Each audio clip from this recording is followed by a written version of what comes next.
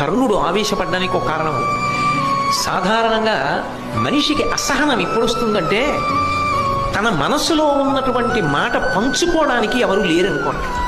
తన మనసులో ఏదో ఒక అభిప్రాయం ఉంది, ఆ అభిప్రాయం పంచుకోలేదు, అది పెద్ద బాధ.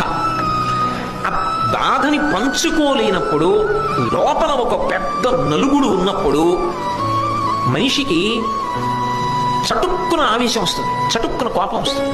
కర్ణుడికి జీవితంలో ఒక పెద్ద సమస్య ఉంది.